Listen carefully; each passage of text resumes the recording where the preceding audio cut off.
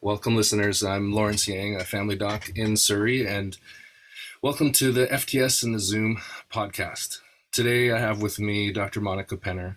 Thank you, Monica, for joining us. And Monica is joining from Kelowna. What we're recording right now, what you're listening to right now, dear audience members, is kind of a sequel, a sequel to our original recording.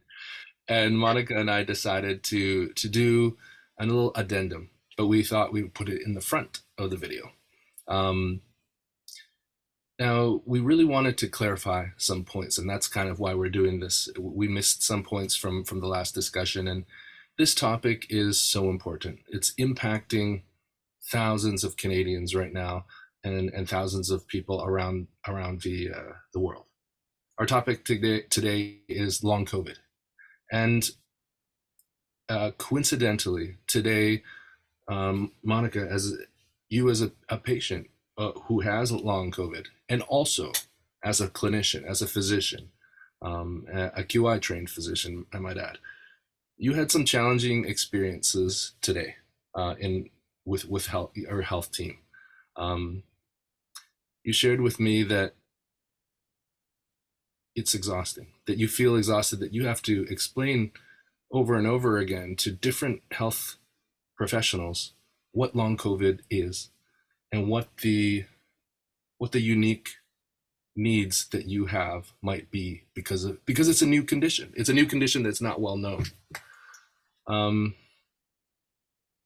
Yeah, and I think I know that it's tough to speak when you've had a challenging day sometimes. So I really appreciate you coming here and sharing with the audience kind of your experience from a patient's perspective, even though you're a physician, patient's perspective. What would you like to say about that today? What are some of your feelings around this?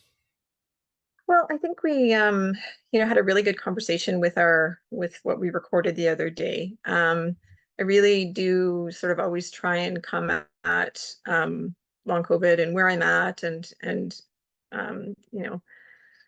the course that I'm traveling in a really positive, optimistic light.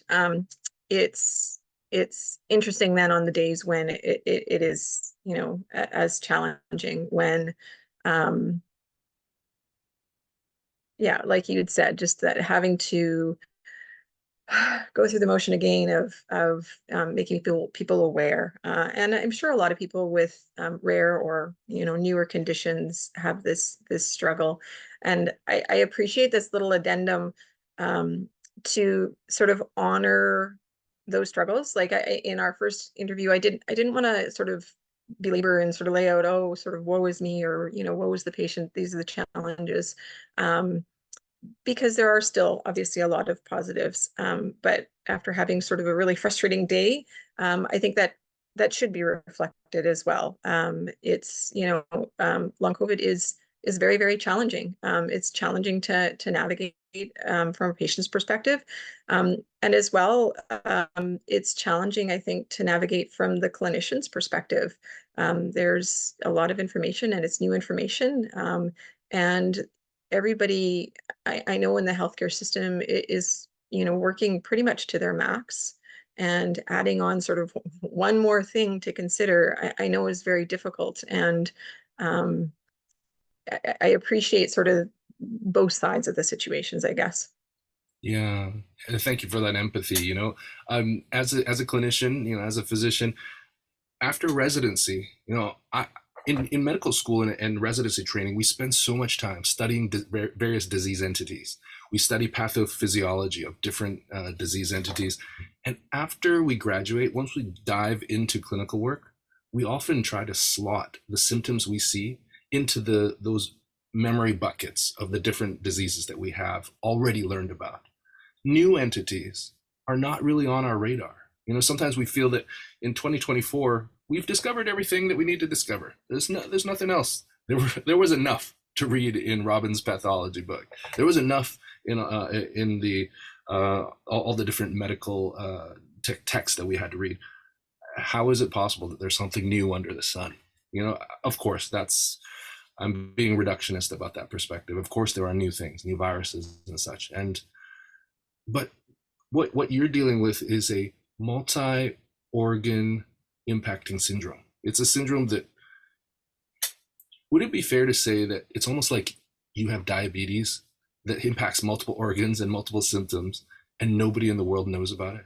And you're going to see clinicians and trying to tell them, I'm having this, I'm having fatigue, I'm having polyuria, I'm going to the bathroom a lot, I'm having like tingling in my toes and fingers, and I feel like I'm experiencing changes in my urine and changes in my cardiac status and some brain issues and stuff. But people don't know. I don't know. Is that a fair metaphor analogy? Um, sort of. Yeah, I think, as we've gone through sort of discovering new diseases, there is that kind of growing pains where, um, and the patients who are going through that sort of new discovery experience that, I mean, if you liken back to, when MS was first discovered before we had CT scans and stuff like that, it looked kind of mysterious, and just finding that way to identify it. And then there's that learning curve of getting everybody up to speed on exactly what it is and what the treatments are. And in some ways, we're not there yet with research. It's just an unfortunate situation that, there is that disconnect. And I mean, we talked about that with the stigma before, just really that experience of, um, not being aware, and filling in the gaps with things that we think we already know, and that's not necessarily going to be the answer, and that's not necessarily going to be the right treatment course. um, but we're learning, switching to sort of the positives. We are learning. I think there is sort of more awareness of, because of long COVID, of some other sort of conditions that people have. So we had talked about the POTS the other day. Another big one is like post-exertional malaise, and really the understanding of how to manage that. It's not through exercise, it's through, pacing and caution. So, um, I think we can get there. It's just, along the way, there's going to be bumps and hiccups, and acknowledging that, being true to acknowledge that, I think is helpful. Thank you. Now, I'm really excited for viewers to watch what we recorded the other day. It's packed with information, the research, the new literature on it, different experts in the field, we name. So, what else might you want to add in this addendum that kind of got missed in our recording? When I watched the video to review it, I kind of laughed at some of my understatements.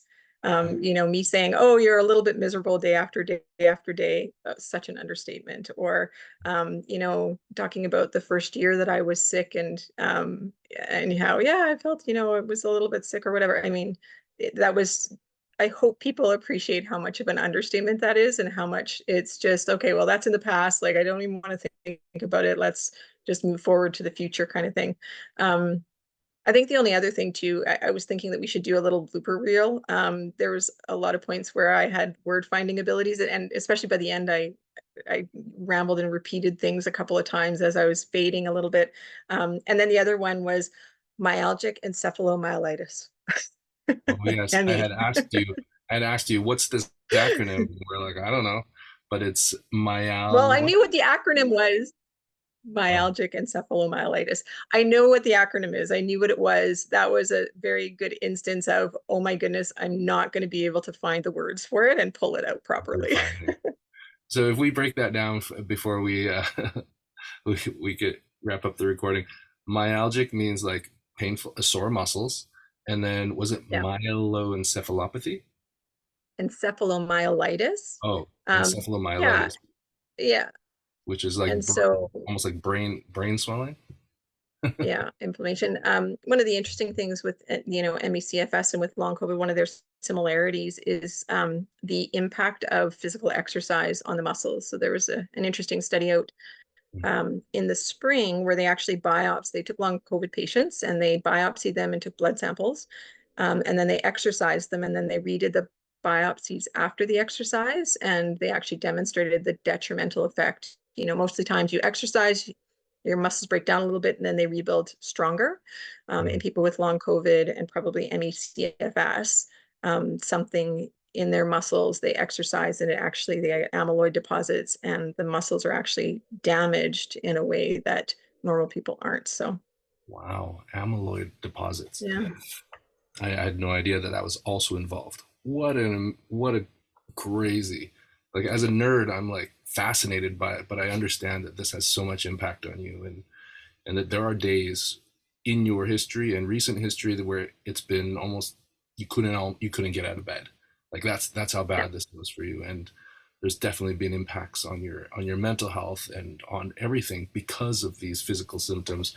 Um, and I think not enough people know about this, so I'm actually very excited for them to listen to the this interview. Is there anything else you wanted to cover in the addendum? Just in terms of making sure that we bring awareness to the prevention. I don't know that I emphasize that enough. Prevention individually, prevention, Mhm. as a community, as a healthcare community, and really at the political level of, I mean, this is an avoidable disease. I don't want anybody to have, the time that I've had over the last 22 months. Yeah, And, if we can do stuff to prevent that, that would be amazing. yeah. The And narrative. as well for people who have long COVID, just really understanding like they're already teetering on the balance of, functionality. People are bedbound ridden, they can only, maybe work part-time jobs. Like it's really it's a huge impact, and doing what we can to, protect and shield those people from further infections where, they would potentially deteriorate more and go from being functional to not functional. Mhm. It's just a huge consideration. Yeah, this is a very serious condition and multi-organ impact with multi-organ impact and debilitating, disabling for many people. And it's important that we share this information. And I thank you for contributing to the published information out there in terms of this informal podcast. Now, anything else you want to add? Yeah, I think that's probably good. I That's it. think I think if we let people get into the Yeah. more sunnier, optimistic Okay. interview, that would be great. Yes. So make sure if this is interesting to you, you want to learn about myalgias and encephalomyelitis and everything that is long COVID from the voice of a physician who's living through the challenges right now. You don't want to miss this episode. Um, thank you, everybody, and thank you, Monica. Thanks. Welcome, listeners. It's Lawrence Yang again. I'm your host in Surrey, British Columbia. I'm a family doctor. I'm also one of the leads for the Canadian Health and Care Quality Improvement Network. Um, Today, our guest is Monica Penner. I met Monica first in Vancouver at a Synergy Hub event. Synergy Hub is an alumni group of quality improvement enthusiasts, and Monica, you've done some data science. You're also an anesthetist, um, and I think you're out in the interior in Kelowna. Isn't that right? Yes, yeah, that's where I am. Yep. Yeah. So today I asked you on the show to speak about a topic that actually thousands of Canadians are talking about. I just joined a group on Facebook called the COVID Long Haulers Group, and you had shown me that group, and there are like almost 20,000 people learning. There's other doctors on there. There's a lot of patients who are just trying to grasp the emerging evidence around what long COVID looks like. And you are someone who is suffering from some of these symptoms of long COVID. I'm curious if you have any trepidations, or why are you willing to speak to me about this topic, this very personal experience that you're going through. Tell us a little bit about Yeah. that. Yeah, thank you. Thank you for having me. I am going to refer to notes from time to time, and that's a gift from the long COVID. Um, I think the main reason why I'm willing to come talk to you is I think, Lawrence, you're excellent at creating a safe space, and you lead into things with your curiosity and sort of a thirst to learn more. And I'm happy to share information. no expert in any way, shape, or form, but I certainly do have a lot of lived experience with long COVID, and I've kept up with all the research and the information, and I'm happy to share that with people. Mostly from that sense of, you and I both are keen supporters of quality improvement in healthcare and supporting health systems. And if this is something that I can parlay my experience into helping in that way, then that's why I'm here. Thank you so much, because I do have patients who are suffering as well, and I struggle to connect them to services. Um, because the symptoms are so many. They're myriad. They're cognitive symptoms. They're emotional symptoms. They're physical symptoms, and it's not well understood. It's not something that we talked about when I was doing residency 20 years ago. I mean, so it's very helpful that I think this discussion. What is your elevator pitch, maybe, for clinicians and for health system leaders, maybe even the general public, of why they should care about long COVID? What are some of your thoughts there? Yeah, you asked me this in advance so that I could prepare, and I thank you for that. You know, Setting aside the monumental human impact of long COVID, of, having thousands of patients in BC and across the country and internationally who are, dealing with the piles of the disease burden and the human suffering and the economic and financial loss, like just setting all of that aside. I think the reason that I would want to be here and what I would want to say is I don't want us to miss a really unique opportunity. We have, post-viral conditions, diseases have been around for a long, long time, but we have this really unique situation because of the pandemic, where 4 years ago there was something that didn't exist and now it does. And we have this global cohort of patients who have a new onset of a disease. And we couple that, I think of it kind of like a trifecta. So we've got this huge patient cohort. We've got the computing capabilities and the science and the data capabilities to really analyze what's going on with patients on a really large scale. And then we live in a society where we've got the structures, the government structures, the healthcare structures, where really we can make those all kind of mold together to really solve some potentially amazing things. And not just for for long COVID or post-viral conditions, but for all sorts of diseases. We know that, there's an increased incidence of type 1 diabetes after COVID infections, autoimmune disorders, myocarditis. Almost every system in the body can be infected or affected after a COVID infection. And we take advantage of this opportunity with this patient population and with the computing power we have. I'm sure we can figure out so many things for so many diseases. And I just really think we should all pay attention and take advantage of this opportunity. That makes a lot of sense. I really like, and it resonates with me how you mentioned computing power, because there is a role in the data analysis for a large population of folks who suffer. And I think leveraging things like online communities, like new media, like social media groups, to harvest information makes sense. I don't know about the ethics of that. I don't know who's done that before, but something like that really resonates. Yeah, and I So think that's something unique with long COVID in particular, is that there is a huge patient-led research associated with it.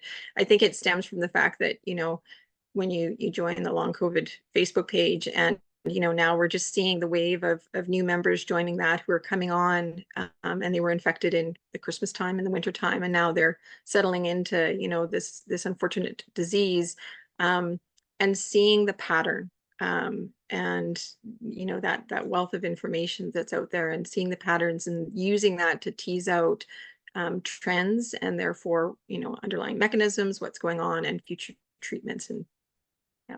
mm, one thing I see a lot on the group is on the Facebook group, is that the experience of this disease is almost invisible to other people who are outside looking in at them.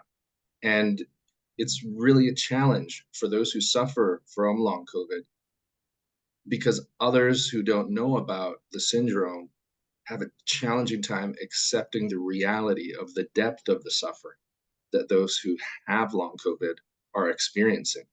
Um, can you tell me a little bit about some of the stigma involved around this syndrome, if you can?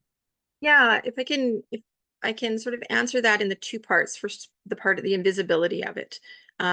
It is sort of invisible for two reasons. Number one, outward appearances and standard testing, things come back normal. I look like I'm normal sitting here. I'm not. I don't want to list the symptoms, but I'm definitely having symptoms right now. But I look normal, and I work very hard to present as normal and function as normal when I'm in the outside world, because then that helps me when I'm sick and laying in bed, that at least I had that normal time.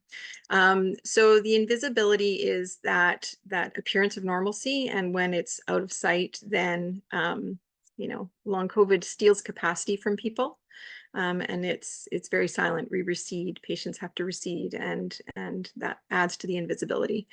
In terms of the stigma comes from, I think, a place of lack of information or understanding about a situation. And, I don't think people intend to impart stigma on other individuals.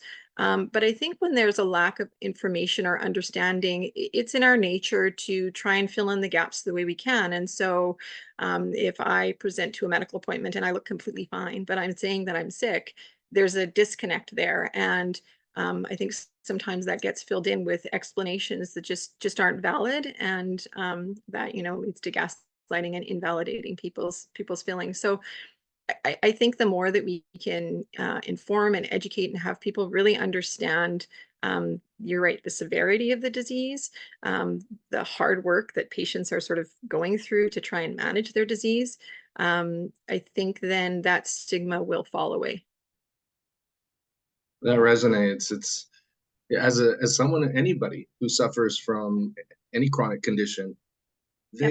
they yearn for normalcy. They really want to appear normal and to reconnect with that normal part of just being a healthy person. And the fact that they can't is very painful, but they struggle to. And then that appearance gives off, sometimes if you see someone just for a short moment, you're like, oh, they look fine, they look fine. But some of the symptoms of long COVID are actually very severe, I understand. Um, Yeah. what are the most common, like maybe 10 symptoms of the syndrome? What are some of the lesser known symptoms, and maybe what's the most interesting symptom to you? Yeah, so everybody, so this is the hard part, and this is the part that I think some people get frustrated at is, here, just let me refer to my notes for 1 second, Of is that, course. um, yeah, so I think that everyone's, or a lot of people are now aware long COVID, it has a lot of symptoms, 200 plus symptoms is kind of what goes around. And I think that can be kind of intimidating because it's like, well, with 200 symptoms, how are we ever supposed to figure things out? How are we ever supposed to tease things out? Um, Thankfully, we're starting to nail things down. So the RECOVER trial out of the US is looking at symptom clusters now. So um, and there's different subtypes of long COVID is kind of what we're starting to work for. So there's heart, kidney, and circulatory problems. Lung, sleep, anxiety tend to cluster together. My kind of version of it, or my predominant version, is musculoskeletal, connective tissue, and neurological impairment. And then as well, there's digestive and respiratory. So there's symptom clusters that kind of go together. I think one of the commonalities that goes with long COVID is fatigue. And I wish we had a different word for fatigue, because it's not the kind of fatigue where you're tired at the end of the day. I mean, I did a master's while, raising kids and trying to do clinical anesthesia, and I was tired at times, but I could still, stay up till Crap. midnight doing coding, like, after a day of anesthesia. It was ridiculous. And that's not fatigue. This is fatigue where you are laying in bed and you literally are not even sure if you're physically going to be able to get up to go to the bathroom. Getting my kids to bring me water, I still have to plan when I'm going to shower, because showering is a fatiguing thing and I can't roll straight from a shower into some other activity. So it's this incredible fatigue, reduced capacity. And that's physical as well as cognitive, which is what I think we, lightly term brain fog, which is sort of a transient cognitive impairment. Now, if I'm a clinician, what are some of those symptoms or signs that might point, like if I have long COVID in my differential diagnosis, like possible diagnoses of what I'm seeing in front of me, that the patient's telling me they're really tired, they have brain fog, they did have COVID maybe 2 or 3 months ago. What in your opinion, because I know this is not all like defined yet, but what are some of those symptoms that really point to this might be long COVID? If you can speak to it, if you can't, that's fine. Yeah, I think what I would do is I would sort of direct clinicians to the BC Post-COVID Clinic. Um, The website, they have a wealth of information. Um, Realistically, long COVID is a diagnosis of exclusion. So if you have somebody coming to you presenting with fatigue, you need to work up that fatigue as you would as if it's something else. And long COVID is sort of the default when we get to the end of that. mm, Um, and keeping in mind, this is starting to happen where people are coming in with, symptomatology, fatigue, new onset symptoms, chest pain, and it's being attributed to long COVID when in fact it is actually a new onset of some other disease, coronary artery disease, or a new autoimmune condition. And we do know that people who have long COVID are at increased risk of other disorders as well. So even if you think it's long COVID, you have to make sure it's not the other things. And even when somebody has a diagnosis of long COVID, when their symptoms change, and after about a year, you kind of know what's the baseline long COVID and what maybe is something new, and you have to just work it up again, even if you end up back at the same place of no, this is still the long COVID. mm. Do you have any guess regarding the mechanism behind how someone gets long COVID symptoms? Because they're so wide ranging. You mentioned the respiratory system, GI system, the gastrointestinal system, that is the digestive system, the neurologic system, the muscle weakness, muscle tiredness. What is there a single mechanism here? Probably not, right? Yeah, so thankfully we're kind of moving beyond guessing the mechanism. There's actually a lot of laboratories and research groups doing research around long COVID. One of the big ones, I don't know if you've heard of Akiko Iwasaki. She actually was named Akiko Wasaki? Iwasaki. Yeah, she's out of Yale, and she was actually named one of People's top 100 most influential people for 2023, Oh, primarily because of her long COVID research. oh. And from those labs, the leading contenders for the mechanisms of developing long COVID are viral persistence. So somewhere in the body, the virus is still hiding, or there's proteins from the virus that are still hiding and activating the body to continue fighting off the infection.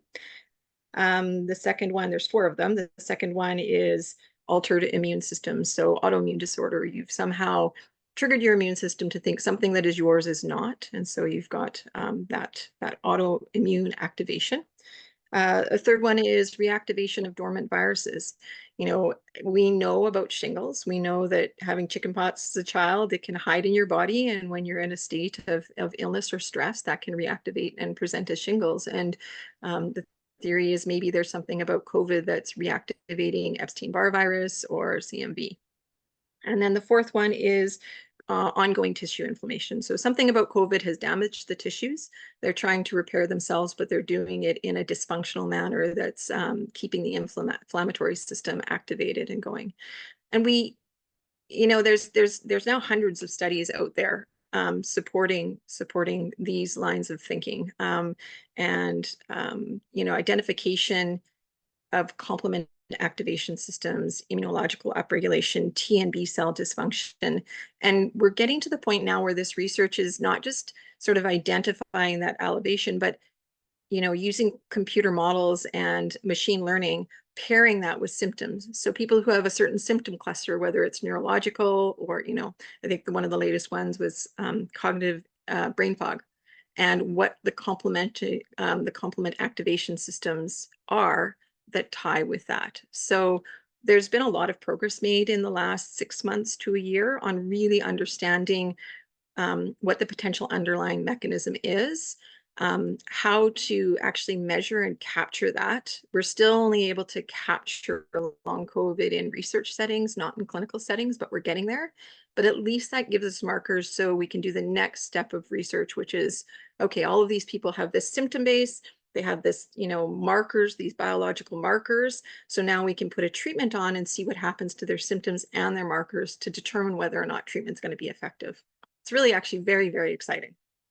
It is actually super exciting. Like I've actually never heard of research being done in this manner, like almost using like large language models to analyze kind Yeah. of like reports of different symptomologies and clusters of different symptoms, and then associating and linking them to various causalities and path, Yeah, and there's the research pathology. is going on. I mean, not just in the US, the UK, Canada. We have in Canada the Long COVID Web, which is a core group of researchers across Canada who are focused on, you know, understanding and finding treatments for long COVID. So there really is a lot of work going on. And there is a lot of research. There was a research paper about a month ago, and sorry, I didn't write it down to tell you. It was really impressive. I think it had almost 700 references, and it was a comprehensive review of long COVID in terms of where we're at, what immunological pathways are activated, what susceptibilities there are, and there was 700 references from the last many years. Wow. I had no idea about this. I'm just sharing on screen now the long COVID web that you mentioned, how they're actually having symposiums, and you can actually Yep. register and have an abstract out there. So longcovidweb.ca. This is Akiko Iwasaki. You can see on YouTube that she has, there's quite a few interviews with her speaking on her research on what causes long COVID, brain fog, and some of the other symptoms, some of the latest research. So thanks for pointing that to us too. I had no idea about that. Wow, so there's actually a lot going on. I also wanted to ask you about, we had a chat the other week about how a lot of the symptoms of long COVID have some resemblance to concussion or post-concussive syndromes. Why do you think there might be a link there? Yeah, so a lot of long COVID symptoms, not just the neurological, but even the respiratory, the cardiac, they have similarities to disease entities that we already know or illnesses that we already know. And so there's a lot of overlap from that. For me personally, you're right. I participated in a research trial out of Toronto Sick Kids, and from that, it was determined that the cellular functioning um, in my brain at times is similar to what a concussion would be like. And so then that's led me to seeking treatment, the same treatment that you use for concussion to help with some of my symptoms. I think, we talked about the mechanism of long COVID. Ultimately, what happens in long COVID is that there's cellular dysfunction, whether that's in the brain, in the neurons, with the autonomic nervous system, cardiac tissue, musculoskeletal tissue. Something is happening so that these cells are not functioning properly, and I think you can end up with the same dysfunction from multiple different causes. So you can get, brain fog, sound sensitivity, visual perceptive challenges from, a trauma, bonking your head, falling on, the ice, or you can get it from viral kind of chronic inflammation. So I think that's where all of these similarities come from. And I think that's actually one of the keys to, until we figure out exactly what's going on and maybe come up with a cure or treatment or something to put the disease in remission, this is where the treatment, especially for, primary care providers and specialists really lies, is finding that analogy of what diseases do we know that look kind of the same? What are the treatments that we're able to give to patients to help them with that? Can we parlay that over into our patients who are coming to us with long COVID? So it's really about just overall wellness. That it's about just taking really good care of yourself, like making sure, like pacing yourself in terms of your work and stress and Yeah, strain. pacing is a huge one, and pacing, not, it's like the fatigue, it's not the common sense idea of pacing in terms of really understanding how much energy your poor little mitochondria can actually produce in a period of time, and that fluctuates depending on all sorts of things, and really staying below that threshold to avoid getting sick. Pacing is definitely a huge thing for long COVID in terms of management. And um, until we get to a point of treatment or cure, of really giving our bodies the best chance to navigate, whatever is going on. Most people probably don't think about their mitochondria. I feel like you actually like visualize your mitochondria and think about it. Can you tell me? Well, I never used to, but after my acute infection, when I literally was like at, unable to walk upstairs while holding a cup of water because the added weight from the cup of water, my muscles just were not capable of making it up the one flight of stairs. Wow. When you have that level of impairment, like, and as a clinician, as a scientist, just trying to sort of make sense of it and figure out where the problem is, so that then can figure out some sort of solution, so that I don't have to monitor how many times I walk up a flight of stairs in a day to put laundry away or whatever it is. So part of your treatment for your symptoms of long COVID are taking care of your mitochondria. Is that true to say? Yeah. Yeah, I think, because I fall into that, muscle disorder category. I think part of some of the symptoms that I have are because of whatever happened to my mitochondria, and just trying to, figure out how to optimize their little functioning. And you said that a ketogenic diet has a potential, a unique impact on the mitochondria. Is that what you said? Well, okay, I'm gonna dive. Sorry, and I really honestly wasn't sort of into this level of thing until I had long COVID. Before that, I was normal. I just ate what I ate. I slept when I slept. It was all fine. Yeah. Okay, so we know that our energy supply, usually we use glucose as our energy supply in our cells. Our brain needs glucose to function. But we also have the alternate pathway. When glucose isn't available, we can break down fats through ketogenic metabolism. And so, I'm not sure. My theory was, okay, something is wrong with my energy consumption of glucose, whatever that looks like. Maybe if I shift over and I'm creating energy through ketogenic metabolism, maybe that'll be beneficial to me. And in some ways, I do find it helpful. In some ways, I do feel better. In other ways, maybe not. Mm. So individual results will vary, but this is what you're trying now. Yeah. Yeah, and I think that this is a really, really common thing among people who have long COVID. And I think with any chronic disease where there isn't sort of an answer, or there isn't a treatment, um, there's such a need and desire to be better, that you try all sorts of things, barring the threshold of anything that's going to do damage or be harmful. Why not try it and see if maybe that helps? Mm. You mentioned hydration, and then you mentioned salt too. What did you mean by salt? So part of my symptom complex, and something that is common with long COVID, is autonomic dysfunction. So I don't know if you've ever heard of POTS. That's postural orthostatic Tachycardia syndrome. tachycardia syndrome. Yeah, and so if you think there's cellular dysfunction, that cellular dysfunction can also happen in the neurons of the autonomic nervous system.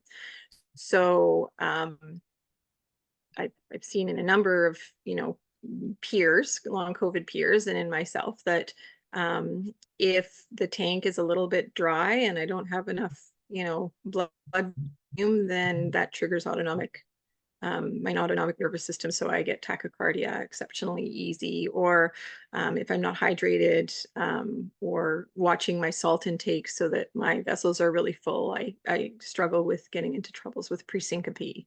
Um, yeah. Mm, wow. Okay. So when you say salt or electrolytes, what do you usually take? Do you just make sure you eat something with sodium, or what are you doing? Yeah. So I personally am trying to minimize how many, medications I take. So I am trying to be mindful of just what I'm eating during the day. I always drink at least 3 liters of water in a day. Wow. That's sort of the bare minimum of what I need to. And it was a learning process. For the first year, I didn't realize. I knew I had to hydrate, but then sometimes I'd be like, "Oh, I feel a little bit better," and I'd fall off, and invariably I'd end up in emerge and need a liter of saline, and then I would feel better again. Wow. And so I tried to do a diet, and I'm very sort of meticulous about that. On days when I wake up and I get sort of exceptionally tachycardic, then I cheat, and I've been prescribed salt tablets Oh, from an internist. So I'll do that on those days when I think I'm sort of already behind the eight ball. Yeah, are salt tablets like disgustingly salty, or are they actually just are they coated with they're in something a so you don't? pill. They're They're compounded. They're in a pill. Yeah, yeah, yeah. okay. Okay. Wow. If I Thankfully yeah, thankfully I do a pretty good job of, managing things on a day-to-day level, so I'm not I'm mm, avoiding that, but it took a while to learn that that's what I needed to do. 3 liters of water is a lot of water. Like most of my patients rarely hit a liter, 1.2 liters, so 3 liters. That's like almost 3 times the normal amount that people drink. But you found that you need that much in order to maintain your energy and your sense of your heart rate control. Yeah. Yep. Yep. Wow. Wow. Yeah. Otherwise, when I wasn't sort of doing that, I did end up in emerge a couple of times, and like I can't even describe it. Like it was hard to sit. Like I couldn't even sit up. Oh, you just like felt like you needed to fall down, like rest, you needed to lie down. Yeah, like I just needed to lie down. Like my body was just like I just needed to lie down. It's been very interesting. Um, so in your case of POTS, which is again is it postural orthostatic Tachycardia. tachycardia syndrome? Postural orthostatic tachycardia syndrome. How high would your heart rate get? Because a normal heart rate's anywhere between like 60 and 100 at resting. How high would yours get? Yeah, so initially sort of early on, it would pop up to 170, 180. Um Wow. Just while you're yeah, just sitting there, you're just relaxing, and then your heart's beating 180 times a minute. usually it would be triggered by me like getting up to go to the washroom, Oh, something oh, like wow. that. Just So standing up. I just Mhm. standing up. Yeah. Um in the post-COVID clinic, one of the things that patients are advised to monitor is their heart rate monitoring. That's a way of uh, qualitatively pacing. So you get your heart rate, you figure out a maximum heart rate, and you try and stay below that all day. And if you're going above that, that's struggling a little bit later. So when I was really, really sick, I needed to always keep my heart rate below 80. Now I'm finding I can sort of have periods of time where I'm up closer to 90, and I can do that for a very short period of time without then subsequently becoming too sick. So there are quite a few wearables now that track your heart rate. What is your current favorite? And I know that this is not a marketing thing. I'm just curious what you use to monitor your heart rate. Yeah, so I just use my Apple Watch. That's what I sort of used right from the very beginning, just because that's what I had. And you know, very early on, I didn't have the capacity to research or go get anything else, and so that was my default. And you know, it's a matter of collecting data over time. I don't follow my heart rate as closely now. I kind of don't need to. I've been able to link, you know, the heart rate with other symptomatology to gauge where I need to be at with my pacing. But yeah, that's one of the things where, you know, early on, if you've just been diagnosed with long COVID, becoming really in tune with, you know, what your heart rate is, what your energy expenditure is, what your energy capacity is, um, really, it doesn't cure the disease, but it gives your body its best chance of navigating through it, hopefully, and getting to a point where you recover or at least go into remission. Mm. Some of my patients with long COVID, they're having troubles with insomnia. Like insomnia has become significantly worsened. Also, um, the mood challenges have been a really big challenge for my patients with long COVID. Is that something that you have experienced with the sleep challenges, or in your network or your experience, has anybody found good solutions for those issues? Oh, the insomnia.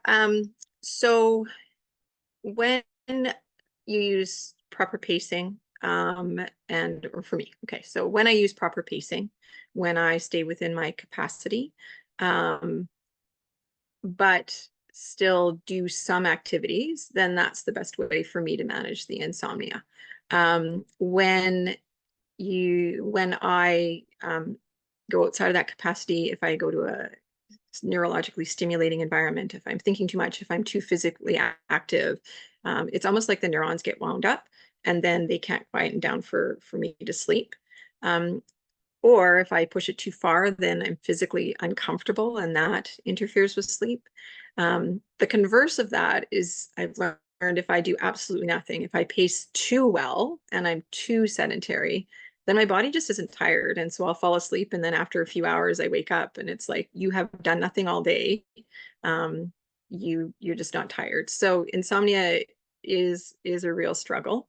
And insomnia as well compounds things. If you know, my symptoms are always worse if I have not been sleeping properly for a few nights in a row. That makes sense. So this really small window of homeostasis, of Yeah. balance, like it's really Yeah. gotten constrained to a really small like range because of long COVID, and that applies to the pacing too. You got to pace so that you don't do too much, but you can't do too little, because you do too little, you have no sleep debt. It's almost like there's no sleep debt to pay, and so your body doesn't feel tired enough to rest, and then that has knock-on effects for your whole week potentially. Yeah. Yeah, I think it's exactly like I kind of liken it to you sprain an injury or you injure your shoulder, right? You want to, you know, rest your sprained ankle or rest your shoulder, but you don't want to do nothing with it because otherwise you're going to get a frozen shoulder or you know you're not going to go. So finding that really fine balance of resting and letting things recover and heal in whatever way, but not doing absolutely nothing, because then, you know, you're getting into some of the negatives. You also talked about anxiety and depression. There's two different parts to that. I think we're learning more that if you have some of that neurological cellular dysfunction, you know, one of the pathways, you can get autonomic dysfunction, you can get pain pathways. I mean, as well, you can get neurological cellular dysfunction that would ramp up anxiety and depression. So that in itself can be sort of a primary problem from that cellular damage. And I mean, I think you would address it kind of the same way. Secondarily, though, if you know, there's a lot of loss, and you know, early on, there's a lot of confusion, and you know, you're feeling kind of miserable day after day after day, and so. And you're not sure when you're going to get better. And so it's really easy, I think, like all chronic conditions, to fall into depression or excessive worry. And, there's early on with long COVID, there was the cause and effect of, well, people are depressed and anxious. And so then they're getting these symptomatologies. I think more and more we're realizing that except for that, neurological cellular dysfunction that can cause anxiety and depression on its own, um, more and more it's probably if you spend a lot of time being sick, like with any chronic condition, you're at risk of, increased anxiety and depression, just from the uncertainty and from the loss of, what you had before versus what your long COVID life looks like now. That makes a lot of sense.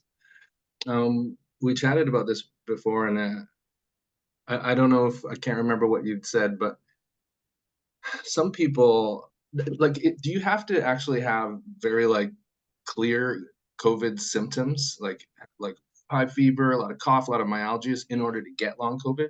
Or could you have very mild symptoms and still get long COVID? What do you think? Yeah, I think that there's if you look at the long COVID patient population, there's a wide array of people who are there.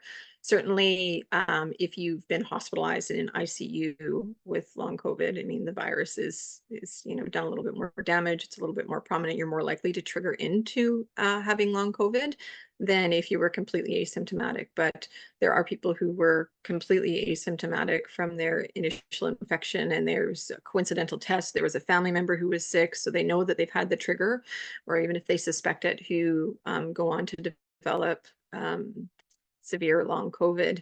Just however that pathway was triggered, the mechanism was triggered. Um, so there are risk factors that increase your chance of getting long COVID. Right now, there's no way of predicting that you're somebody who won't get long COVID from your next COVID infection or, viral infection. So everybody should probably, nobody wants this disease. Nobody. It is preventable by just, avoiding the initial onset. So. Yeah, and the one of the best tools that we had was social distancing to prevent COVID, hygiene and also the vaccine. For some folks, after the vaccine, they seem to have gotten kind of autoimmune symptoms or symptomology that kind of resembles what long COVID is. Have you encountered many of those cases? Yeah, there certainly are a number of them. There's not as many post-vaccine, I think, as there are post-infections.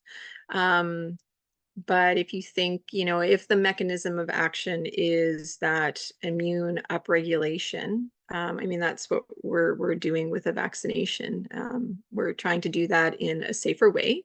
I think the literature generally supports that you are safer from getting long COVID by getting vaccinated is a safer route than getting affected. I think the literature continues to repeatedly demonstrate that. There's a lot of parallel between ME/CFS and other post-flu, long flu. There's comparables there, post-Lyme disease. So whether those are the same pathways, different mechanism, different trigger, but then lead into the same pathway, I mean, that hopefully is another exciting area of research and understanding. I'd ask you what social supports or clinical knowledge resources have been the most helpful for you on this journey of yours so far. So do you want medical or social or Let's do social first. social? So I'm very blessed that I have a very understanding and well-informed social circle around me. My close family, my close friends, I think just right from the get-go, seeing me go from somebody who, would hike every Sunday morning with my kids when I could to being bedbound, recognize that there was something, legitimate and worrisome going on and really kept themselves informed about that. So the social supports have been amazing from my family and from my close friends as well, through, you know, my peers, the Facebook groups, long COVID. Just knowing that you're not alone is really, really helpful. It's really quite fascinating that you can, in this day and age, you know, have a set of symptomatology and then go online and there's somebody, you know, in Halifax or in Kingston who is having the same sort of weird, wacky thing happening in the same sort of timeline. And it's very validating.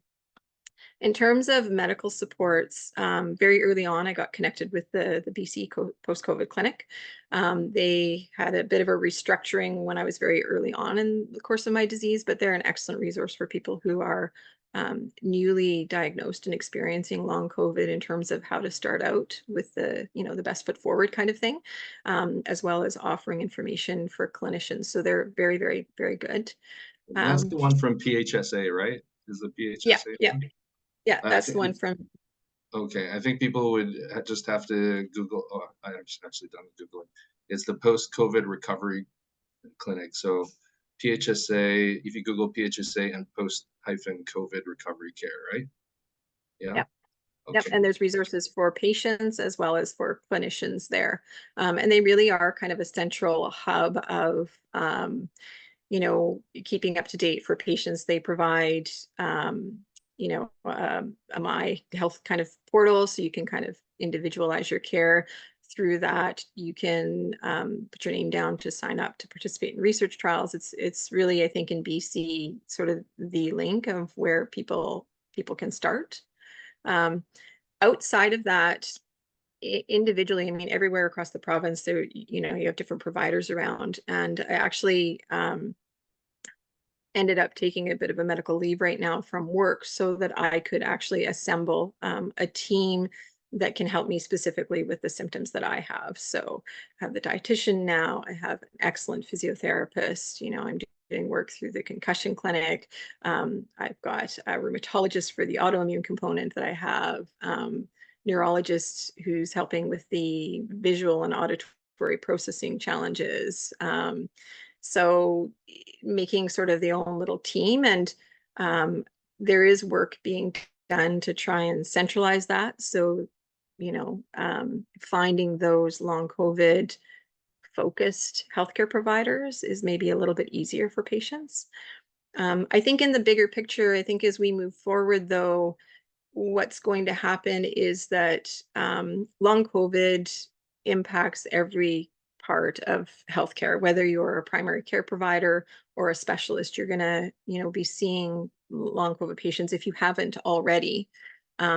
And there's now, you know, a year and a half ago, there wasn't good research to say, okay, so what is the association of, you know, polyneuropathy and long COVID, or what does it look like? What are the tests? And now we're getting that research. So I think every healthcare provider just taking 5 minutes or an hour and, you know, doing a little bit of a look in terms of how is long COVID being seen or entering or presenting in my area of expertise will move things forward for everybody so much more. So patients, you know, who are having troubles with, I don't know, tingling in their feet, you can go see a neurologist and be like, yes, okay, so we know that long COVID can cause this. This is what it looks like. Here's some of the treatment options that maybe we can, you know, trial.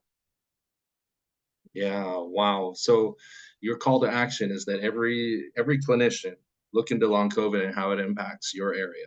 And I'm amazed that you were able to assemble a team with a dietitian, physiotherapist, a rheumatologist, neurologist, something else. That's you're right. There's a lot of privilege there, and I'm so glad that you have it. And and I but I gotta say it's got to be so hard for you to take time off of work to do all of this. And speak to me about the massive changes. Speak to me about the grieving that you've had to do, learning that your life will is it's never going to be the same. Speak to us about that, Monica. Yeah, so for the first year that I was sick, the messaging was really in the scientific literature in the medical community was, you know, yeah, sure, there's people who have prolonged symptoms. You'll get, you know, some people don't get better until 3 months, but you'll get better at 6 months and you'll get better at 9 months.